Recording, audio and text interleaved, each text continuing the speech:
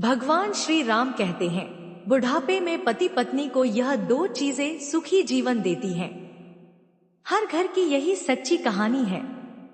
जय श्री राम दोस्तों। भगवान श्री राम ने माता सीता जी के माध्यम से इस कल्याणकारी कथा को समस्त मनुष्य जाति को सुनाया है, ताकि बुढ़ापे में समस्त मनुष्य जाति सुखी रहे। एक बार की बात है, भगवान श्री राम और माता सीता जी अपने 14 वर्ष के वनवास के समय में भगवान के पवित्र धाम चित्रकूट में एक कुटिया बनाकर आराम कर रहे थे और मनुष्य जाति के बुढ़ापे के विषय में बातचीत कर रहे थे। तो बातचीत करते करते माता सीता जी के ध्यान में एक प्रश्न आया। तो माता सीता जी ने भगवान श्री राम से कहा, प्रभु मेरे मन में एक प्रश्न है जिसका मैं उत्तर जानना चाहती हूँ। तो भगवान श्री राम कहते हैं, हे देवी सीता, आप परेशान क्यों हो रही है? मुझे बताइए वह कौन सा प्रश्न है, मैं आपको उसका उत्तर जरूर बताऊंगा। तो माता सीता जी कहती हैं, प्रभु मेरा प्रश्न यह है कि बुढ़ापे में पति पत्नी को कौन सी दो चीजें सुख देती हैं? तो भगवान श्री राम कहते हैं, देवी सीता, अपने समस्त मनुष्य जाति के लिए बहुत ही कल्याणकारी प्रश्न पूछा है। आपका यह प्रश्न समस्त मनुष्य जाति के लिए बहुत ही कल्याणकारी है। आपके इस प्रश्न के उत्तर को सुनने मात्र से समस्त मनुष्य जाति का कल्याण हो जाएगा। देवी सीता, मैं आपको बताता हूँ कि बुढ़ापे में पति पत्नी को वह कौन सी दो चीजें हैं जो सुख देती हैं। इस विषय में पति पत्नी के संबंध में बहुत ही कल्याणकारी बातें हैं। यह दो बातें ज्यादातर हर किसी को पता नहीं होती हैं, ना ही किसी से आपने सुना होगा। भगवान श्री राम कहते हैं, देवी सीता, मुख्य रूप से मनुष्य के जीवन में 3 अवस्थाएं होती हैं। पहला बचपन, दूसरा जवानी, तीसरा बुढ़ापा। कहावत है, जवानी को देख देख बैठी भावे हैं, बुढ़ापा और मौत बंदे सभी को आवे हैं। अर्थात बुढ़ापा और मौत अटल सत्य है। सभी पर बुढ़ापा भी आएगा और सभी की मौत भी होना निश्चित है। यह अटल सत्य है, इसको कोई झुठला नहीं सकता है। लेकिन देवी सीता, बुढ़ापा भी सबको नसीब नहीं होता है। बड़े भाग्यशाली लोगों को ही मिलता है, और जो बुढ़ापे में भी सुख शांति से रहते हैं वह लोग बड़े भाग्यशाली होते हैं। बुढ़ापा एक ऐसी अवस्था है जिसमें बहुत सारे परिवर्तन होते हैं। कुछ लोग पहले से व्यवस्था बनाकर जीते हैं, उन्हें बुढ़ापे में भी कोई दुख नहीं होता है, और जो लोग व्यवस्था नहीं बनाते हैं उन्हें जीवन के इस पड़ाव पर बहुत सी दिक्कतों का सामना करना पड़ता है। भगवान श्री राम कहते हैं, देवी सीता, मैं आपको बुढ़ापे में सुखी रहने के मूल मंत्र एक कल्याणकारी कथा के माध्यम से बताता हूँ कि कौन सी 2 चीज छोड़कर और 3 चीज अपनाकर आप बुढ़ापे में सुख शांति से रहेंगे। जो भी मनुष्य इन बातों का पालन करेगा तो निश्चित ही उनका बुढ़ापा सुख शांति से बीतेगा। यह जानकारी समस्त मनुष्य जाति के लिए बहुत ही ज्ञानवर्धक है। मनुष्य आज जवान है तो आज ना सही, परंतु जब बुढ़ापा आएगा तो यह बातें आपको बहुत ही काम आएंगी। समस्त मनुष्य जाति को प्राचीन कथाओं और कहानियों से जुड़े रहना चाहिए। आपने देखा होगा, बुढ़ापे में बहुत सारे परिवर्तन होते हैं। मनुष्य के सारी कर्म इंद्रियां, ज्ञानेंद्रियां असर छोड़ देती हैं। हाथ पांव काम करना बंद कर देते हैं। आंखों से कम दिखाई देता है, कानों से सुनाई भी कम देता है। जीभ पर स्वाद कणिकाएं खत्म हो जाती हैं। किसी चीज में स्वाद नहीं आता है। दांत भी साथ छोड़ जाते हैं, जिससे बहुत सी चीजों पर मन मचलता है, परंतु नहीं खा पाते हैं क्योंकि दांत ही नहीं है। स्मृति खत्म हो जाती है, याददाश्त कम हो जाती है। शरीर के अंदरूनी अंग भी ठीक से काम नहीं करते हैं। घर में बच्चे स्वयं निर्णय करते हैं तो घर में भी बुजुर्गों का महत्व पहले जैसा नहीं रहता है। चेहरे पर झुर्री आ जाती है, कमर झुक जाती है, कभी कभी तो ऐसा देखने को मिलता है कि घर में बेटों की बहुएं आ जाती हैं, तो बुजुर्गों की चारपाई घर से बाहर निकल जाती है।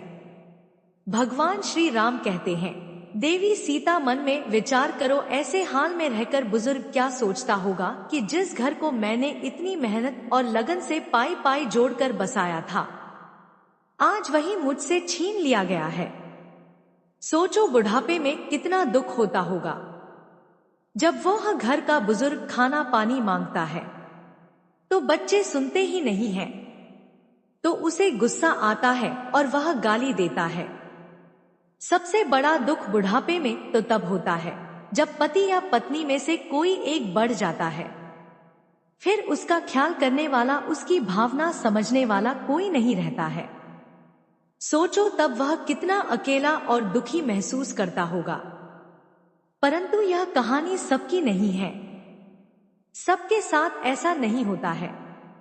कुछ लोग अपनी वृद्धावस्था को बड़े सुख शांति से व्यतीत करते हैं। वह लोग क्या व्यवस्था बनाते हैं? भगवान श्री राम कहते हैं, देवी सीता, यही मैं आपको बता रहा हूँ। आप सोचिए, पुरुष के जीवन में सबसे अच्छा कोई दोस्त हो सकता है तो वह उसकी पत्नी होती है, और एक स्त्री का सबसे सच्चा और अच्छा दोस्त कोई हो सकता है तो वह उसका पति ही है। यह सच है कि जीवन के इस मोड़ पर आकर वृद्धावस्था में पति और पत्नी भाई बहन की तरह हो जाते हैं। जीवन में लंबे समय तक एक दूजे के साथ रहते हुए वह एक दूसरे का रूप हो जाते हैं। दोनों एक दूसरे को समझ जाते हैं, बिना बोले सुने भी एक दूसरे की इच्छा को जरूर समझ जाते। बुढ़ापा में आकर दोनों एक दूसरे का ध्यान रखने की, ख्याल करने की भावना और अधिक गहरी और मजबूत हो जाती है। बुढ़ापे के पड़ाव पर आकर स्त्रियां पति की देखभाल इस प्रकार करती हैं जिस प्रकार एक माँ अपने बच्चों की करती है। कहावत है कि ना बेटा ध्यान करेगा ना बेटी ध्यान करेगी, पत्नी से बनाकर रखना वही देखभाल करेगी। भगवान श्री राम कहते हैं, हे देवी सीता, याद रखना, बुढ़ापे में जब लाठी नहीं मिलेगी तो पति की लाठी पत्नी ही बनेगी, और जब बुढ़ापे में जब चश्मा खो जाएगा तो पत्नी का चश्मा पति ही ढूंढ कर देगा, और कोई नहीं आएगा ढूंढने और आपका ख्याल करने के लिए। इसलिए पति और पत्नी एक दूसरे का हमेशा आदर करें। यह बाहर वाला जब तक धन और पैसा है तब तक तुम्हारे साथ है, अंत में एक दूसरे का साथ पति पत्नी दोनों को ही देना है।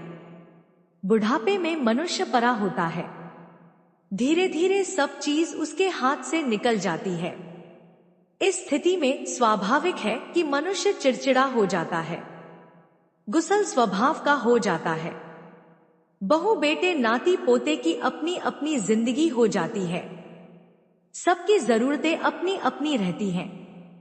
बुढ़ापे में माँ बाप की कोई नहीं सुनता है, सबका अपना अपना अलग जीवन होता है। इस स्थिति में कैसे सुख शांति से अपनी वृद्धावस्था को बिताए? भगवान श्री राम कहते हैं, देवी सीता, मैं यही आपको इस कहानी के माध्यम से बताता हूँ। बुढ़ापे में एक व्यक्ति ऐसा ही ग्रस्त था। उसके पास बहुत चिड़चिड़ापन था, वह बात बात में गुस्सा हो जाता था, जबकि उसकी पत्नी समझती थी कि इस उम्र में इतना गुस्सा करना ठीक नहीं है, परंतु वह मानता ही नहीं था। जरा सा नमक तेज हो जाता था तो भोजन की थाली को फेंक देता था, कभी मिर्ची ज्यादा हो जाती थी तो खाने की थाली फेंक देता था। बहुत गुस्सा उसके अंदर था। इस व्यवहार से उसका पूरा परिवार परेशान था। पूरे घर में क्लेश रोज बना हुआ था। घर के सभी लोग सत्संगी थे। एक महात्मा जी के सत्संग में जाते थे, तो एक दिन एक व्यक्ति बोला कि इनको भी ले जाया करो सत्संग में, हो सकता है कि सत्संग सुनकर इनका व्यवहार बदल जाए। तो घर वालों ने बोला ठीक है। घर वालों को बात समझ में आ गई तो बोले इनको भी गुरुजी के पास ले चलते हैं, उनको दुख बताएंगे तो शायद कुछ हल निकल जाए। रोज रोज की किचक से तो हो सकता है मुक्ति मिल जाए और घर में क्लेश खत्म हो जाए और सुख शांति आ जाए। तो फिर एक दिन घर वाले बड़े मुश्किल से उसे मनाकर उस वृद्ध व्यक्ति को गुरुजी के पास ले गए। तो महात्मा तो बिना बताए ही सब जान लेते हैं। जब वह गुरुजी के पास गए तो वे जान गए कि यह लोग क्यों मेरे पास आए हैं। तो गुरुजी देखते ही समझ गए कि उनके घर में क्लेश है, इसलिए घर में सुख शांति की तलाश में यह मेरे पास आए हैं। और वे यह भी जान गए कि उनके घर में क्लेश का कारण क्या है। वह दुख से ग्रस्त परिवार जब पहुंचा तो दोपहर का समय था। फिर सब पहुंचकर गुरुजी को प्रणाम करके वहीं बैठ गए। उनके सामने ही आसन पर गुरुजी अपनी कुटिया में कुछ लिखवा रहे थे, जो उनकी धर्मपत्नी का नाम था। अचानक गुरुजी की माता प्रेम से बोली कि प्रेम दीपक जलाकर लाओ, तो मुझे कुछ खोजना है। तो गुरुजी जब दीपक लाए तो वह दुखी परिवार को बड़ा आश्चर्य हुआ कि दोपहर का वक्त है, अच्छी खासी धूप उजाला है, तो दिया मांगने का क्या जरूरत है। तो उस दुखी परिवार ने सोचा कि संत जी या तो मूर्ख है या फिर पागल है। भला सूरज की अच्छी खासी उजाला है और यह दीपक मांग रहा है, यह तो अजीब संत है। सभी लोग अपने मन में ऐसा सोच रहे थे। तब तक माता जी जलता हुआ दीपक लेकर आ गई। उन्होंने चुपचाप दीपक को दे दिया और अंदर चली गई। फिर सब सोचने लगे कि उनकी पत्नी भी क्या खूब है, यह नहीं पूछा कि पागल हो गए हो क्या। दिन है, दोपहर का समय है, अच्छी खासी धूप उजाला है, फिर भी दीपक क्यों मंगा रहे हो। वह बुजुर्ग आदमी बड़ा आश्चर्यचकित होकर सोचा कि मैं कहां आ गया पागलों के पास में। ये संत जी तो सचमुच पागल है, साथ ही सबसे बड़ी पागल और मूर्ख इसकी पत्नी भी है। यह पागल मेरे घर में सुख शांति लाएंगे, यह मेरे घर के क्लेश को खत्म करेंगे, यह मेरा बुढ़ापा को सुखी करेंगे। उसके मन में सवाल ही सवाल बार बार उठते जा रहे थे, परंतु उसने कुछ बोला नहीं, अपने गुस्से में बैठा रहा। तो गुरुजी उसके मन की बात जान गए कि यह गुस्से से फनफना रहा है और हमको पागल समझ रहा है। उन्होंने यह भी जान लिया कि गुस्सा इसे इसलिए आ रहा है कि एक भी सवाल क्यों नहीं पूछा इस बेवकूफी के लिए।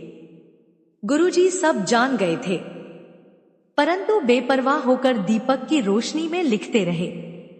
उस गुसल बुजुर्ग व्यक्ति ने फुसफुसाना कि यह पागल हमारे जीवन में सुख शांति देगा। हद हो गई, चलो यहां से, मैं एक पल भी यहां नहीं रुक सकता हूं, यहां से जल्दी चलो, मुझे नहीं रुकना है यहां, मुझे नहीं चाहिए ज्ञान। भगवान श्री राम कहते हैं, हे देवी सीता। तो फिर गुरुजी ने सुन लिया था, बोले क्या बात है भगत जी, कोई दिक्कत है क्या। तो बूढ़ा आदमी बनावटी हंसते हुए बोला, नहीं नहीं गुरुजी, कोई दिक्कत नहीं है, आपके दर्शन करने आए थे, तो हो गए, अब हम जाना चाहते हैं, आज्ञा दीजिए। तो गुरुजी बोले, अरे भाई, तुम हमारे पास आए हो, हमारे अतिथि हो, बिना अतिथि सत्कार के कैसे जाओगे। और उन्होंने माताजी को आवाज दिया तो माताजी तुरंत आए और हाथ जोड़कर खड़ी हो गई। तो गुरुजी बोले कि यह भक्त जी थोड़ा जल्दी में है, जाना चाहते हैं, जल्दी से 2 गिलास दूध लेकर आओ। तो दुखी परिवार ने मना किया, अरे नहीं गुरुजी, हम घर से भोजन करके आए हैं, दूध की कोई जरूरत नहीं है। परंतु गुरुजी बोले कि आप हमारी कुटिया में पहली बार आए हैं, बिना अतिथि सत्कार के कैसे जाओगे। तो बूढ़ा आदमी चुपचाप हो गया। तो पत्नी बिना कुछ बोले, बिना कुछ पूछे अंदर गई और 2 गिलास दूध लेकर वापस आ गई। तो संत जी ने 1 गिलास दूध उस बूढ़े आदमी को दिया और 1 गिलास खुद ले लिया। बाकी लोग वहीं पर चुपचाप बैठे रहे। तो जैसे ही उस बूढ़े आदमी ने दूध के एक घूंट मारा तो दूध इतना नमकीन और कड़वा था कि उसकी उल्टी करने का मन हो गया। दूध में नमक ही नमक लग रहा था। उसका मन हुआ कि दूध को इस संत के सिर में फेंक दूं। उसका तो रोज का यही स्वभाव था। कभी मिर्च ज्यादा लग जाए तो खान की थाली फेंक देता था, कभी नमक ज्यादा हो जाता था तो भोजन की थाली फेंक देता था। तो उसने गुरुजी को गुस्से से देखा। गुरुजी तो बड़े सहज भाव से दूध पी रहे थे। उनके चेहरे पर ऐसा कोई भाव नहीं था। बुजुर्ग आदमी अंदर से जल गया, पर बोला कुछ नहीं। परंतु वह मन ही मन बोला कि आज मेरा यह बालक मुझे यहाँ पर ले आया है, पर यह महात्मा तो सचमुच कोई पागल आदमी है। हद हो गई और गिलास वहीं पर रख दिया और गुरुजी से बोले, संत जी आप आज्ञा दे, हम चलते हैं। तो कबीर दास जी बोले, शायद तुम कोई दुख लेकर आए थे, परंतु तुम अपने आने का कारण तो नहीं बताए हो। ऐसे कैसे जाओगे? कोई दिक्कत हो तो बताओ, शायद हम कोई हल निकाल पाए। तो फिर बूढ़ा आदमी बोला, हे संत जी छोड़िए, आप क्या हल निकालेंगे? आए तो थे हम दुखी लेकर, परंतु अब जा रहे हैं। हम सब देख लिए, तुम्हारे बस की बात नहीं है। तो गुरुजी ने कहा, अरे जब दुख लेकर आए थे तो बताने में क्या हर्ज है? बताओ तो दुख क्या है, हो सकता है कुछ समाधान निकल जाए। तो बूढ़ा आदमी बोला कि पूछते हो तो बात ही देता हूं। वैसे मुझे लगता नहीं है कि तुम्हारे पास कोई हल होगा मेरे दुख का। जब गुरुजी ने बार बार पूछा तो उसे बूढ़े आदमी ने बोला कि सुनो, मेरे घर में कोई मेरी इज्जत नहीं करता है, सब मुझे गलत कहते हैं। घर में बड़ी क्लेश और अशांति है। मुझे अपने घर में शांति और समृद्धि चाहिए, इसलिए आपके पास आया था। परंतु आपकी मूर्खता देखकर मुझे पक्का विश्वास हो गया है कि आपके पास मेरे दुख का कोई हल नहीं है। मेरे घर में शांति लाने के लिए आप कुछ भी नहीं कर पाओगे। तो गुरुजी मुस्कुराए और बोले, हम जानते हैं तुम्हारे घर में अशांति और क्लेश रहने का क्या कारण है, परंतु शायद अभी तुम समझे नहीं हो। गुरुजी ऐसा बोले तो वो बूढ़ा आदमी बोला, वो गजब की बात है, आपने हाल भी बता दिया, परंतु जब से हम आए हैं तब से आपने तो एक शब्द तक नहीं बोला है, पर कैसे बता दिया? तो संत जी बोले, सुनो, याद करो जब तुम आए थे तो मैं तुम्हारे सामने ही अपनी पत्नी से जलता हुआ दिया मंगाया था ना? उसने बोला, हाँ मंगाया तो था। गुरुजी कहते हैं कि मेरी पत्नी ने तुरंत मेरी आज्ञा का पालन किया और बिना कुछ पूछे बिना कुछ बोले हमारी आज्ञा का पालन करते हुए जलता हुआ दीपक लेकर आए हैं। उन्होंने यह तक नहीं पूछा कि दोपहर है, फिर दीपक की क्या जरूरत है। उन्होंने वही किया जो हमने बोला, कोई सवाल तो नहीं किया, कोई जोक तो नहीं किया। बूढ़ा आदमी बोला, हाँ इसी का तो मुझे ताज्जुब है। तो गुरुजी बोले, उसके बाद फिर हमने दूध मंगाया। हम जानते हैं हमारी पत्नी ने शक्कर के स्थान पर दूध में बहुत सारा नमक डाल दिया था। दूध बहुत कड़वा था, इतना कड़वा कि तुमसे पिया नहीं गया और आपने देखा हम इस कड़वे दूध को चुपचाप पी गए। तो पता है, क्योंकि जब पत्नी ने हमसे दीपक के बारे में कुछ नहीं पूछा तो हमारा भी कोई अधिकार नहीं है कि कोई सवाल जवाब नहीं किया, तो हम भी कैसे कोई सवाल जवाब करते। दीपक लाना हमारी आज्ञा का पालन करना ही अपना धर्म समझा, तो हम कैसे पूछते कि दूध कड़वा क्यों है। हमने भी अपना धर्म समझा और दूध पी लिया। जिस तरह उन्होंने कोई प्रतिकार नहीं किया है, इस तरह हमने भी कोई प्रतिकार नहीं किया। इससे क्या समझे? इससे यह सिद्ध हुआ कि पति और पत्नी दोनों को सामंजस्य स्थापित करना चाहिए और एक दूसरे की बात मानना चाहिए, एक दूसरे की बात का सम्मान करना चाहिए, दोनों को प्रेम और विश्वास से रहना चाहिए। मुझे पता है ऐसा तुम नहीं करते हो। तो गुरुजी बोले कि तुम ध्यान रखो, गलती सबसे हो जाती है। आज गलती से दूध में शक्कर की जगह पर नमक पड़ गया। तो हमने स्वीकार किया। चुपचाप बिना कुछ पूछे बिना कुछ बोले पी लिया। तुम्हारे घर में अशांति का कारण यही है। तुम दो चीजों से बहुत परेशान हो और उसी कारण तुम्हारे घर में क्लेश है। भगवान श्री राम कहते हैं, हे देवी सीता, गुरुजी कहते हैं कि बुढ़ापे में जो इन दो चीजों का त्याग कर देता है वही सुखी जीवन जीता है। कबीर दास जी ने बताया, ये दो चीज है, स्वाद और गाली। बुढ़ापे में सुखी रहने के लिए जरूरी है कि मनुष्य स्वाद और गाली को छोड़ दे तो घर में शांति रहेगी, बुढ़ापा सुख से बीतेगा। हमें समझना चाहिए कि घर में जो महिला भोजन बनाती है कितने भाव से और मन से और परिश्रम से भोजन बनाती है।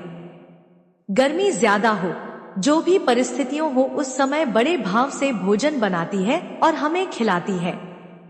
कहावत है कि राज रसोई बागड़ी कभी कभी बन जाए। कभी गलती हो सके हो जाता है कि नमक ज्यादा हो जाए, मिर्च ज्यादा हो जाए, तो क्या हमें उस भोजन को फेंक देना चाहिए? बिल्कुल नहीं। हमें यह समझना चाहिए कि जैसे स्त्री ने, पत्नी ने, यह तुम्हारी पुत्र वधू ने या बहू ने इतनी मेहनत से भाव से भोजन बनाया है, तो हमारा धर्म है उसे स्वीकार करना। और धोखे से नमक मिर्ची ज्यादा हो जाती है तो कोई बात नहीं, हमें उसकी प्रशंसा करते हुए भोजन ग्रहण करना चाहिए और उसे प्रेम शब्दों से समझना है, ना कि उसे गाली देकर उसके दिलों में हताश पहुंचाना है। अगर हम ऐसा करते हैं तो दूसरे दिन वह मन से, भाव से भोजन बनाएगी और अभी हम ऐसे में थाली जमीन पर फेंक कर मार देंगे तो सोचो उसके दिल पर क्या बीतेगी। क्या उसके मन में तुम्हारे लिए कोई सम्मान बचेगा? भगवान श्री राम कहते हैं, देवी सीता गुरुजी कहते हैं, हरगिज नहीं। यहां उसे स्त्री का और अन्न का दोनों का अपमान होगा। हमें यह अपमान कदापि नहीं करना है। जहां भोजन और स्त्री का अपमान होता है उस घर से लक्ष्मी, शांति, समृद्धि चली जाती है। आता भूलकर भी ऐसा नहीं करना है। गुरुजी कहते हैं कि इसलिए बुढ़ापे में हमें दो चीज त्याग देना है, पहले स्वाद, दूसरा गाली देना। जैसा भी मिले भगवान का भोग समझकर ग्रहण करना है, तो बुढ़ापे में कोई दुख नहीं होगा। स्वाद और गाली दोनों ही बुढ़ापे में दुखदाई होते हैं। तो उसे बूढ़े आदमी के परिवार को और खास तौर से उस बूढ़े आदमी को पूरी बात समझ में आ गई कि मेरे घर में अशांति क्यों बनी है, तो वह दोनों हाथ जोड़कर गुरुजी से क्षमा मांगी और बोला कि मैं अज्ञानी, पता नहीं क्या क्या सोचा। आपके बारे में मैंने जो अनुचित वचन बोला है, आप मुझे उदारता और विशालता दिखाते हुए क्षमा करने की कृपा करें। आज के बाद में मैं ऐसा नहीं करूंगा। गुरुजी ने उसको क्षमा कर दिया और बोले कि आज संकल्प लो कि स्वाद और गाली को यही छोड़कर जाओगे। संत जी बोले, सुनो, यदि बुढ़ापे में सुखी रहना चाहते हो तो इन दो चीजों का त्याग करो। भगवान श्री राम कहते हैं, हे देवी सीता, अब मैं आपको अंतिम चीजों के बारे में बता रहा हूं। जिन तीन चीजों को हमेशा अपने साथ रखना है तो बुढ़ापे में कभी कोई दुख नहीं होगा। तो फिर बूढ़ा आदमी बोला कि मैं आज से ही स्वाद और गाली का त्याग करता हूं। परंतु संत जी, वह तीन चीज कौन सी है जो मुझे अपने साथ रखनी है? कृपया बताने की दया कीजिए। तो फिर गुरुजी बोले कि जिनका जीवन अनुशासित होता है, सफलता उनके दरवाजे पर दस्तक जरूर देती है। मनुष्य का जीवन तभी सार्थक बनता है जब वह अपने कार्य और जिम्मेदारी के बीच संतुलन बनाकर रखता है। बुढ़ापा जीवन का वह पड़ाव है जहां इंसान सुख और आराम की जिंदगी जीना चाहता है। इस पड़ाव में खुशियां पाने के लिए मनुष्य को बुढ़ापे तक किन चीजों का साथ नहीं छोड़ता है, इसे समझना बहुत ही जरूरी है। पहला, धन। धन ऐसी चीज है जो अपने और पराई के बीच का फर्क समझा देती है।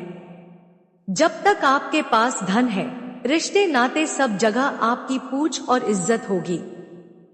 परंतु जब धन का धन नहीं होता है तो अपने भी साथ छोड़ देते हैं। ये दुख तो बुढ़ापे में और अधिक बढ़ जाता है जब आदमी ढलती उम्र में होता है। धन की बचत करेंगे तो बुढ़ापे में आपको किसी के सामने हाथ फैलाने की जरूरत नहीं रहेगी। साथ ही ध्यान संपूर्ण धन पर कुंडली मारकर बैठ जाना भी बुढ़ापे में दुखदाई होता है। दूसरी बात है अनुशासन। अनुशासन अभ्यास से ही आत्मविश्वास का जन्म होता है। जो इंसान अपना हर काम समय पर करते हैं, अपनी दिनचर्या को अनुशासित ढंग से जीते हैं, उन्हें कभी किसी पर निर्भर नहीं रहना पड़ता है। वह अपने हर लक्ष्य को प्राप्त कर ही लेते हैं। शुरुआत से ही मनुष्य को अपने काम को सही समय और सही तरीके से करने की आदत होना चाहिए, तो उसे बुढ़ापे में दुख नहीं सहना पड़ेगा। समय के अनुसार खानपान, समय पर सोना, जगना, व्यायाम, हर कार्य निश्चित समय पर करना है, जो अच्छे स्वास्थ्य के लिए बहुत ही जरूरी है। जब आप सत्मार्ग पर चलेंगे तो यदि आपके घर परिवार वाले साथ नहीं देंगे तो भी आपका साथ भगवान देंगे। आपके बुढ़ापे की लाठी ईश्वर बनेंगे। भगवान श्री राम कहते हैं, हे देवी सीता, इस प्रकार से संत जी ने बताया कि बुढ़ापे में वह कौन सी दो चीज है जो सुख देती है। भगवान श्री राम ने माता सीता जी के माध्यम से इस कल्याणकारी कथा को समस्त मनुष्य जाति को सुनाया है, ताकि बुढ़ापे में समस्त मनुष्य जाति सुखी रहे। आशा है आपको यह कथा अच्छी लगी होगी। जय श्री राम। दोस्तों, आपको यह कहानी कैसी लगी कृपया कमेंट करके जरूर बताएं और कमेंट बॉक्स में जय श्री राम लिखना ना भूलें। वीडियो पसंद आया हो तो लाइक करें और ऐसी ही और भी बहुत सारी कहानियों को सुनने के लिए चैनल को सब्सक्राइब करें। धन्यवाद।